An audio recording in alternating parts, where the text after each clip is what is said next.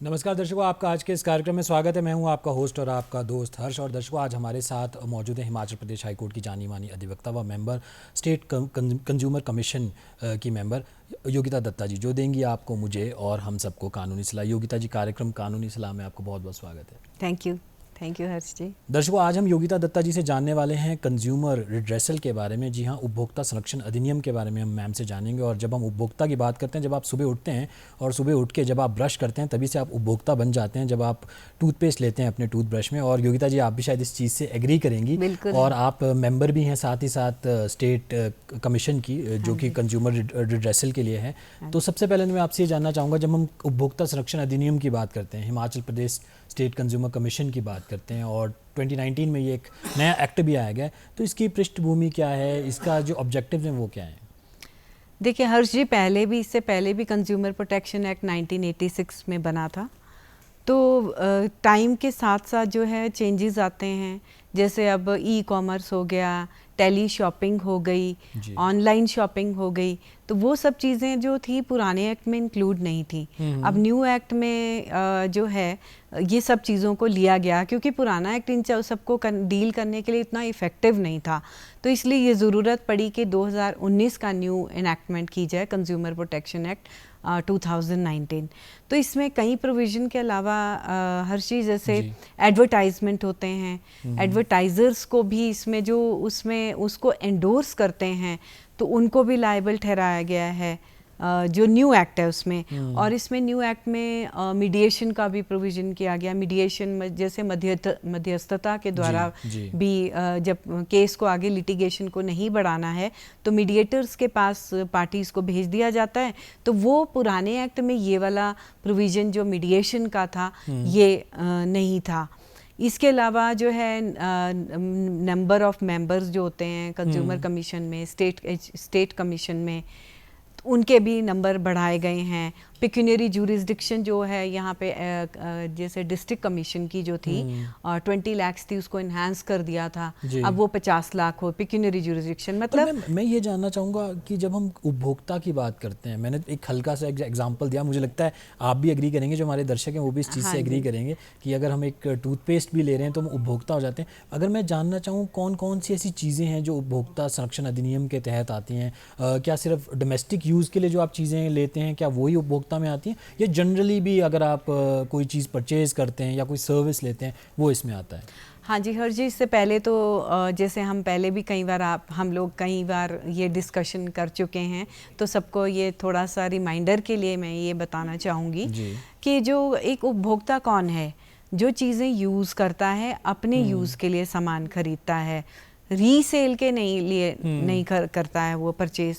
और आगे मैं आपसे ये भी बताऊंगी कि कौन सा रीसेल के लिए करता है और कब वो उपभोक्ता है। पहली बात ये है कि जब आप अपने यूज़ के लिए सामान परचेज कर रहे हैं और उसकी पेमेंट कर रहे हैं, पार्ट पेमेंट कर रहे हैं कहीं, और एग्री टू पे मतलब आप बाकी इंस्टॉलमेंट्स में, अब जैसे सपोज आपने कार खरीदी, ठीक है, आप उपभोक्ता हैं, आप थोड़ी सी डाउन पेमेंट करते हैं, उसके बाद आप फाइनेंस करवा लेते हैं। तो अब अगर आपने पूरे पैसे नहीं दिए, इसका ये मतलब नहीं कि आप उपभोक्ता नहीं है, क्योंकि आप एग्री टू पे हैं, आप एग्री करेंगे इंस्टॉलमेंट के थ्रू, ईएमआई के थ्रू। अब तो ऐसा है कि छोटी छोटी चीज़ें जो हैं, आपका मिक्सी से लेके टीवी, म्यूज़िक सिस्टम, मोबाइल्स, ये सब चीज़ें आपको ईएमआई पे आप ले सकते हैं। ये भी जानना चाहूँगा, आपने बोला कि हम काफ़ी सारी ऐसी चीज़ें हैं जो इसके अंदर आती हैं। अगर आप कार ले रहे हैं या आप एक मिक्सर ग्राइंडर ले रहे हैं, कई बार हम ये देखते हैं कि आप अनफॉर्चुनेटली कई बार लोगों को हॉस्पिटल जाना पड़ता है, क्योंकि ह्यूमन बॉडी है, वेयर एंड टेयर हो जाता है, और आप हॉस्पिटल में कई बार सर्विसेज लेते हैं, आप ऑपरेशन करवाते हैं, या फिर कोई आप अपने फेस लिफ्ट करवाते हैं, कोई हेयर ट्रांसप्लांट करवाता है, और कई बार अगर कुछ उसमें गलती हो जाए तो क्या वो चीज़ें भी कंज्यूमर प्रोटेक्शन एक्ट के अंतर्गत आती हैं? देखिए, इसमें जो अभी भी इशू कई मैटर्स में पेंडिंग है, कई जजमेंट्स में कोर्ट ने होल्ड किया है कि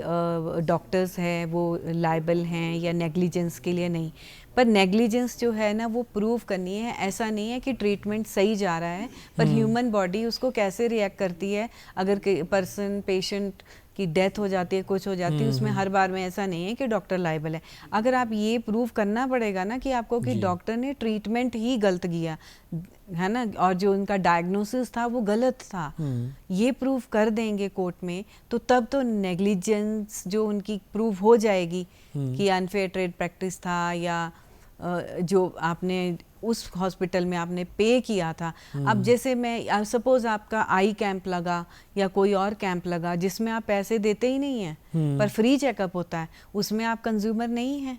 तो जो भी आपका सर्विसेज आप फ्री में अवेल कर रहे हैं या कोई भी चीज़ आप फ्री में ले रहे हैं, तो वो आप कंज्यूमर नहीं हैं। कंज्यूमर आप तब हैं जिस वक्त आप पेमेंट करते हैं, एग्री टू पे, जैसे मैंने कहा, फुल करते हैं, एग्री टू पे करते हैं, हाफ करते हैं, या जैसे भी आप पेमेंट करना ज़रूरी है, आप तब उपभोक्ता हैं। अब आप सर्विसेज के लिए भी हैं, अब जैसे कोरियर सर्विसेज होगी, अब तो हर तरह की सर्विसेज, सपोज आपने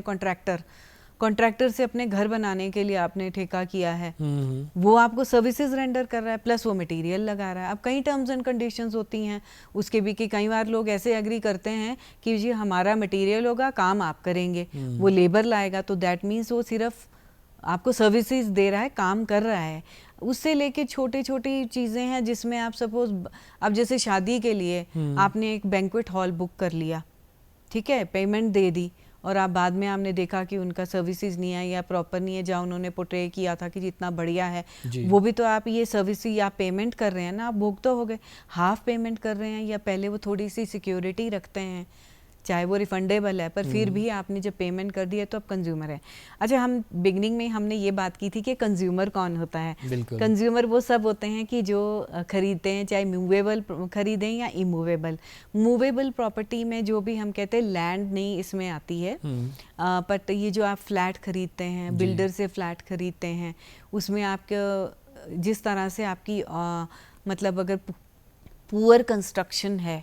और जिस तरह से आपका एरिया बताया गया और आप देखते हैं आपने पेमेंट कर दिया या हाफ पेमेंट कर दिया, एरिया कम निकलता है मेजर करने पे, और वो कंस्ट्रक्शन जो बताया है A1 कंस्ट्रक्शन नहीं है, पुअर है, और कई बार है कि वो अनऑथराइज कंस्ट्रक्शन है, उनको परमिशन ही नहीं है कंस्ट्रक्शन जिस जगह में करने के लिए। तो ये सब चीज़ें में है कि वो अगर आपने पैसे पे कर दिए और बाद में पता लगता है कि टाइटल ही क्लियर नहीं था, लैंड किसी और की थी और आपको बिल्डिंग बना के दे दी, तो वो अनफेयर ट्रेड प्रैक्टिस है, तो ये भी कंज्यूमर हैं। बिल्कुल। और कई बार हम ये भी देखते हैं कि जब आपने लैंड की बात किया, आपने फ्लैट का जिक्र किया, बहुत होर्डिंग्स लगती हैं, काफ़ी सारे एडवर्टीजमेंट्स किए जाते हैं कि आप यहाँ पे लैंड परचेज़ कीजिए, आप यहाँ पे फ्लैट परचेज़ कीजिए। तो क्या मतलब अनफेयर ट्रेड प्रैक्टिसेस तो हम समझ रहे हैं कि आपने बोला कुछ और आपने दिया कुछ, पर जो इस मिसलीडिंग एडवर्टीजमेंट्स होते हैं, क्या ये भी कहीं ना कहीं इस बिल्कुल, यही तो जो न्यू एक्ट आया है 2019 का, इसमें मिसलीडिंग एडवर्टाइजमेंट जो है ना वो सब कवर होती है, और जो उसको एंडोर्स करता है, आजकल ऐसा है कि सेलिब्रिटीज सब एडवर्टाइजमेंट जो में वो एंडोर्स करते हैं कि ये अच्छी चीज़ है या बुरी है, वो एक मतलब व्हीकल से लेके हर चीज़ को एंडोर्स करते हैं। इन केस वो रॉन्ग एंडोर्स कर रहे हैं, अगर वो बोल के कर रहे हैं या पिक्चर में आके कर रहे हैं या सिग्नेचर से कर रहे हैं, दे आर लायबल। सपोज किसी भी सेलिब्रिटी का नाम नहीं, फेस नहीं आ रहा है, सिर्फ सिग्नेचर्स आ रहे हैं कि फलाने ने किया,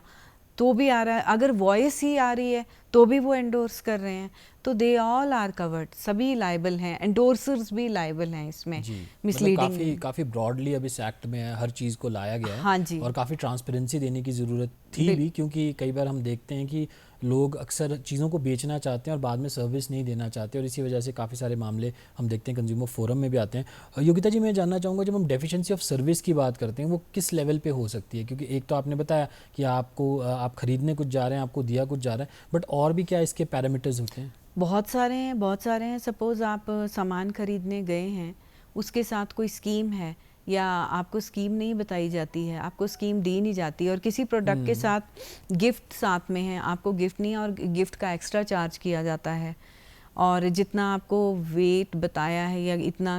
उसमें आर्टिकल में इतना ये कुछ है और वो नहीं है, व्हाट इज़ बीइंग शोन, और जेन्युइन प्रोडक्ट नहीं है, तो वो सारे कवर्ड होते हैं। और जैसे इसमें ये कोई प्रोडक्ट या आर्टिकल आपने ख़रीदा है जी, और वो उसकी एक्सपायरी डेट है और आपको फिर भी दिया जा रहा, सब स्टैंडर्ड है, मतलब उसमें क्वालिटी पुअर है और वो भी दिया जा रहा है। और कई बार है कि जैसे असेंबल करके पार्ट उसको एक प्रोडक्ट बना दिया जाता है किसी रिप्यूटेड रिनाउन कंपनी का और वो एक्चुअली में जेन्युइन प्रोडक्ट नहीं है, तो वो प्रोडक्ट भी आप वो अनफेयर ट्रेड प्रैक्टिस में आता है। और डेफिशिएंसी सर्विस में ये कह सकते हैं, इसमें अम्यूज़मेंट पार्क, थिएटर में जाते हैं, अम्यूज़मेंट पार्क में जाते हैं, होटल में जाते हैं, आप कहीं आपने स्टे के लिए क्या, आपने जैसे अब कहीं पैकेज दिए जाते हैं कि जो आपका इतने दिन का स्टे फ्री होगा, वहाँ पे जहाँ पे भी जाएंगे आपको ये एक्टिविटीज़ करवाई जाएंगी, तो आपने वो उसके लिए चार्ज कर लिया और वो एक्टिविटीज़ नहीं कराई, और जिस तरह से आपको रूम्स नहीं ठीक दिए गए हैं, ये कहते हैं कि ये एसी वाले रूम है, टोटल ड्राइव इन है, एसी रूम नहीं है, तो वो क्या है, डेफिशिएंसी इन सर्विस, बिल्कुल है ना। तो इसमें आपके कोरियर का भी है, आप कोरियर में कई इंपॉर्टेंट चीज़ें भेजते हैं जो विद इन टाइम पीरियड जाना चाहिए, उसमें लिखा होता है, आप वो चार्ज भी करते हैं आपको एक्स्ट्रा, और कोई एक्सपेंसिव चीज़ बीच में डालते हैं उसके लिए दे चार्ज यू एक्स्ट्रा, तो वो टाइम पे नहीं पहुंचती है, जितने दिन में कह दे कि इतना परमिसिबल है कि जी आप 2 दिन में पहुंचेगा, 3 में, तो वो that is deficiency in service कि जो आपसे कह रहे हैं वो नहीं हो रहा है। और जो दूसरा मैंने आपसे कहा था ना कि जैसे जो सामान आप अपने यूज़ के लिए खरीद रहे हैं, इसलिए आप उपभोक्ता हैं, कंज्यूमर हैं, पर अगर आप रीसेल के लिए खरीद रहे हैं तो आप उपभोक्ता नहीं हैं। जी, मतलब कमर्शियल पर्पस के लिए अगर आप कोई चीज़ें खरीदते हैं, बेचते हैं, तो आप उपभोक्ता के उसमें हाँ जी, जैसे और चीज़ें हो सकती है कि सपोज़ आपने जैसे अपनी कोई शॉप खोली है, आपने शॉप के लिए कुछ सामान खरीदा है, बड़े बड़े फ्रीज़र खरीदे हैं, पर उस शॉप को में आप खुद काम करना चाह रहे हैं, तो आप वो क्या है, आपकी earning of livelihood and by way of self employment, तो आप कंज्यूमर हैं, क्योंकि आप अपनी आजीविका को अर्न करने के लिए आप जो काम चीज़ को खरीदते हैं, ऑल्दो वो कमर्शियल चीज़ है, कमर्शियल कमोडिटी है, बट आप अपनी लाइवलीहुड को अर्न करने के लिए कर रहे हैं और by way of self employment कर रहे हैं। सपोज़ आपने कोई वैन खरीदी है, जैसे अब कमर्शियल व्हीकल खरीद ली है, जिसमें आप ने किसी स्कूल के साथ है, किसी के साथ, पर आप खुद चला रहे हैं, तो आप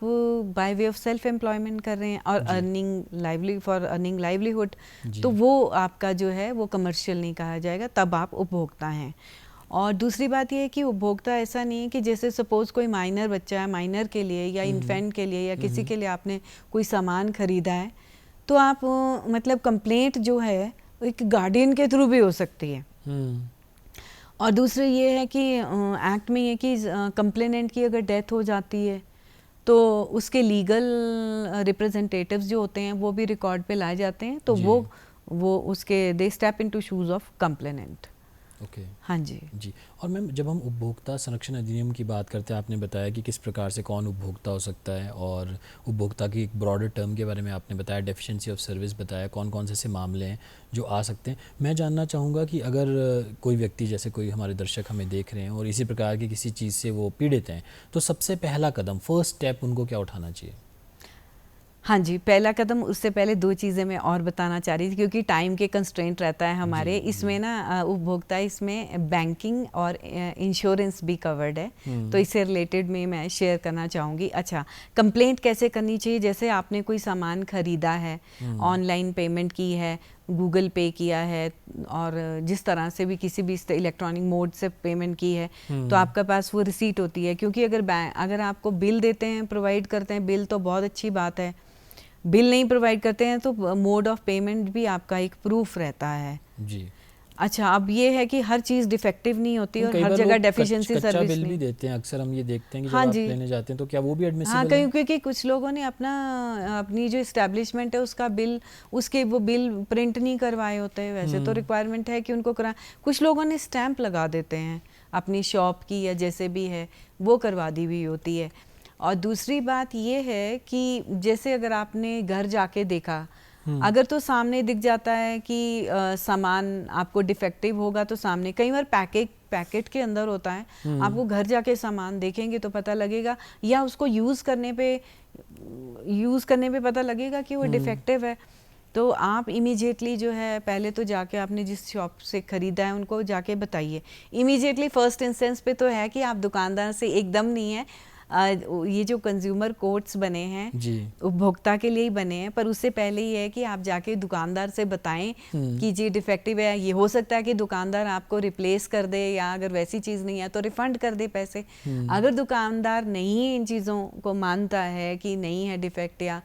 तब आपके पास ऑप्शन रहती है, आप कंज्यूमर कंप्लेंट करेंगे, राइटिंग में करेंगे। अगर आपके पास बिल है तो आप उसका बिल लगाएंगे, और उसके साथ एफिडेविट लगेगा,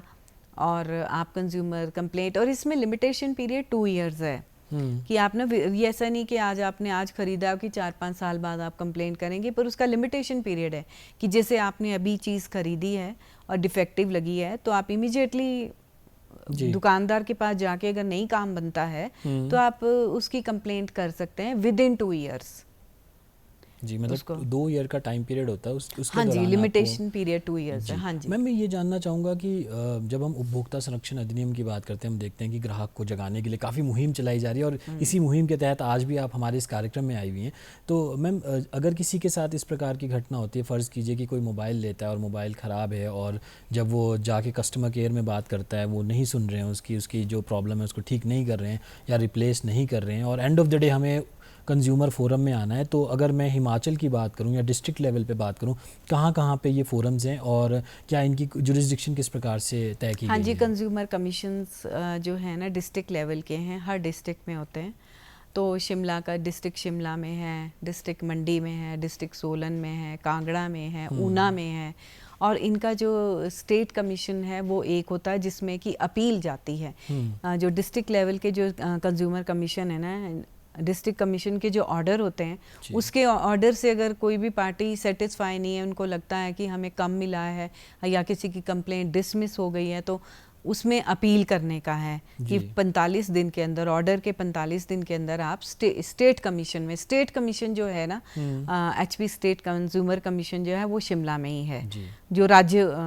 जी, और आप उसके मेंबर भी हैं, और वी आर वेरी लकी कि आज आप इस प्रोग्राम में आए हैं और इस बारे में बता रहे हैं। आई एम ऑल्सो फॉर्चुनेट कि जी मुझे अपॉर्चुनिटी देते हैं कि हम थोड़ा सा जो देखते हैं और सबको मतलब अवेयर करने की हमको भी मौका मिलता है आपके इस माध्यम के दौरान कानूनी सलाह के। मैं अदरवाइज भी आपका देखती हैं कि वेरी एजुकेटिव है जी। मैं ये जानना चाहूँगा कि अक्सर हम ये देखते हैं कि लोग कोर्ट कचहरी के नाम से डरते हैं। आप इतनी जानी मानी वकील भी हैं, मेंबर भी हैं, तो कई बार लोग ये सोचते हैं कि आपको वकील हायर करना पड़ेगा, आपको पेपर वर्क करना पड़ेगा, आपको जज के सामने जाना पड़ेगा, लंबी डेटें मिलेंगी, बहुत साल लग जाएंगे छोटी सी चीज़ के लिए। इस वजह से वो थोड़ा सा पीछे हट जाते हैं। और कुछ लोग ये कहते हैं कि जब हम कंज्यूमर फोरम की बात करते हैं या कमीशन की बात करते हैं, काफ़ी डिफरेंट एटमॉस्फेयर होता है नॉर्मल कोर्ट के मुकाबले। तो प्लीज़ इस चीज़ के बारे में आप हमारे दर्शकों को थोड़ा हाईलाइट कीजिए। जनरली नहीं, कंज्यूमर कमीशन जो हमारे होते हैं, चाहे डिस्ट्रिक्ट लेवल के हैं या स्टेट का जो है,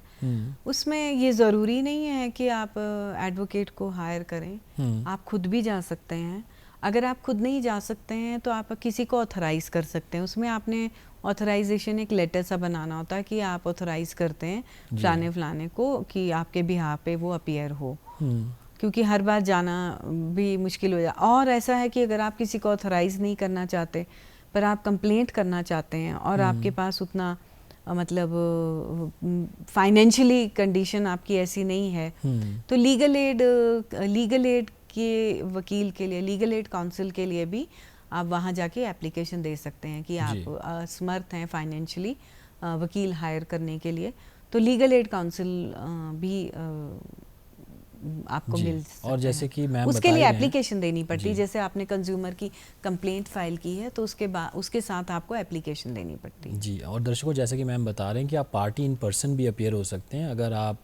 के पास वकील नहीं है या अगर आप लीगल एड के तहत भी एलिजिबल नहीं है तो आप पार्टी इन पर्सन हाजिर हो सकते हैं, जज के समक्ष अपनी बात रख सकते हैं। और यहाँ पे मैं भी कन्फेस करना चाहूँगा कि मेरा खुद का भी मैम एक ऐसा मामला था और मैं पार्टी इन पर्सन हाजिर हुआ। और आखिरकार मैंने उस केस को जीता और बहुत ही ईजी होता है प्रोसेस, जैसा कि मैम बता भी रहे हैं। आप इजीली वहाँ जाके अपनी बात रख सकते हैं और ज़्यादा फॉर्मेलिटीज़ नहीं होती। पर मैम थोड़ा सा आप हमारे दर्शकों को ये बताइए कि जो प्रोसेस होता है, जब हम नॉर्मल केस की बात करते हैं उसमें एविडेंसेस देखते हैं, क्रॉस एग्जामिनेशन, रजिस्ट्रेशन और बहुत सारी एप्लीकेशंस लगती हैं, काफ़ी कुछ उसमें होता है। ये किस प्रकार से थोड़ा सा अलग है प्रोसेस? हाँ जी, इसमें प्रोसेस ऐसा है कि इसमें जनरली समरी ट्रायल होता है, ये बहुत डिटेल एविडेंस ज़रूर होती है। क्रॉस एग्जामिनेशन अगर करना चाहते हैं तो वो इन राइटिंग आप अपना क्वेश्चनियर बना के दे सकते हैं। क्रॉस एग्जामिनेशन का भी प्रोविज़न है, पर जनरली समरी ट्रायल ज़रूरत नहीं पड़ती है। ऐसा है कि जैसे कंज्यूमर कंप्लेंट फाइल हुई है, उसके एक्ट में प्रोवाइड जैसे किया है, तो 21 दिन के अंदर अंदर आपका एडमिशन के बाद नोटिस भेजा जाता है जिस पार्टी को। तो इसमें आपको नोटिस में जैसे आपने कोर्ट फ़ी जो आपने वकालतनामा लगाते हैं उसमें सिर्फ वेलफेयर स्टैंप लगती है, वकालतनामे पे भी आपको नहीं देनी पड़ती, प्रोसेस फ़ी पे नहीं देनी पड़ती। और जैसे नोटिस आप जाता है और उसके बाद दूसरी पार्टी को नोटिस मिलता है, नोटिस मिलने के बाद अगर पार्टी नहीं आती है तो उसको हम एक्स पार्टी कर दिया जाता है। अगर पार्टी आती है तो उसको मौका दिया जाता है जवाब देने का जी। और वो जवाब देने का भी, हाँ जी, सिविल कोर्ट और रेगुलर कोर्ट से कंज्यूमर को जो कमीशंस हैं इनका ये डिफरेंट है कि 45 दिन का ही टाइम दिया जाता है, उससे ज़्यादा टाइम नहीं दिया जाता। एक्ट में ही दिया गया है कि जो दूसरी पार्टी ने अगर जवाब देना है, आपकी कंप्लेंट का जो जवाब देना है, 30 दिन पहले दिए जाते हैं और 15 दिन और मिलते हैं, मतलब कुल मिला के 45 दिन में उनको जवाब दिया जाता है। अगर वो जवाब नहीं देते हैं 45 दिन में तो उनका क्लोज कर दिया जाता है अपॉर्चुनिटी रिप्लाई फाइल करने के लिए। और दूसरी बात, फिर उसके बाद केस लग जाता है आपकी एविडेंस के लिए। तो आपने मुंह से बोल के तो नहीं देना होता, evidence by way of affidavit, आपने शपथ पत्र जो अटेस्ट करवा के वो फाइल करना होता है। उसके बाद पार्टी अगर दूसरे ने एविडेंस लगता है और उसके बाद बहस के लिए केस लग जाता है। अब तो बहस का भी है कि अगर आप बोल के नहीं बहस करना चाहते हैं तो आप रिटर्न आर्ग्यूमेंट्स भी दे सकते हैं, अपनी बहस को लिख के भी दे सकते हैं। और दूसरी बात ये है कि अगर जैसे आप को फैसला आ गया, बहस के बाद फैसला आ गया, अगर आपके अब दोनों पार्टी में से एक पार्टी तो होगी कि सेटिस्फाई नहीं होगी फैसले से, तो जो डिस्ट्रिक्ट कमीशन का जो फैसला है उसको 45 दिन के अंदर आपके को ना अपील, अगर आप उससे सेटिस्फाई नहीं है, आप खुश नहीं है फैसले से कि कम मिला है या ज़्यादा मिलना चाहिए, या अगर कंप्लेंट डिसमिस हो गई है तो स्टेट कमीशन में जो आपने 45 डेज में अपील फाइल करनी होती है। और अगर पार्टी को डायरेक्ट किया है कि अगर वो दुकानदार को या किसी कंपनी वाले को डायरेक्ट किया है कि आप इतना पैसा देंगे, ऑर्डर किया है, तो जो अपने अपील करनी होती है ना, उसमें 50% ऑफ द अमाउंट जो आपको निचले डिस्ट्रिक्ट कमीशन ने ऑर्डर किया वो जमा करेंगे तो आपकी अपील सुनी जाएगी जी, वरना आपकी अपील नहीं सुनी जाएगी। हाँ जी, हाँ जी, वो मैंडेटरी है जी की। और मैं संक्षेप में ये चाहूँगा कि आप हमारे दर्शकों को और कुछ संदेश देना चाहें, क्योंकि जो उपभोक्ता है उनका जागना बहुत ज़्यादा ज़रूरी है, संक्षेप में। हाँ जी, अब जैसे हम देख रहे हैं कि अब जैसे आजकल फ्लड की सिचुएशन है, जैसे तो मैं कह रही हूँ कि घर की, गाड़ियों की, सब चीज़ की इंश्योरेंस की जाती है। तो इंश्योरेंस में जो प्रीमियम दें, और जैसे घर की भी जो इंश्योरेंस, शॉप की इंश्योरेंस, स्टॉक की इंश्योरेंस की जाती है, तो जितना आप कर रहे हैं, आप जिस वक्त आप इंश्योरेंस करते हैं, प्रीमियम भी देते हैं, पर आप अपनी ना जैसे कागज़ हैं, कई बार ऐसा हुआ है हमारे कोर्ट में आया केसेस कि लैंड पे, किसी और की लैंड पे घर बना हुआ है, जब बाद में पैसे देने की बारी आती तो प्रीमियम जो दे रहे हैं और उसके बाद उनको क्लेम मिलता नहीं है, क्योंकि वो घर किसी और पे और इंश्योरेंस किसी और रेवेन्यू जी, मतलब कि उपभोक्ता को जागना बहुत ज़्यादा ज़रूरी है। बिल्कुल बिल्कुल, इसके लिए योगिता जी, आप हमारे कार्यक्रम कानूनी सलाह में आए, उसके लिए बहुत बहुत शुक्रिया। Thank you. दर्शकों, इसी प्रकार के और कार्यक्रम आप देख सकते हैं हमारे सोशल मीडिया हैंडल्स पे, हमारे एक्स हैंडल पे, हमारे फेसबुक, व्हाट्सएप और यूट्यूब पे भी। और आज के कार्यक्रम में बस इतना ही। अब मुझे दीजिए इजाज़त। नमस्कार।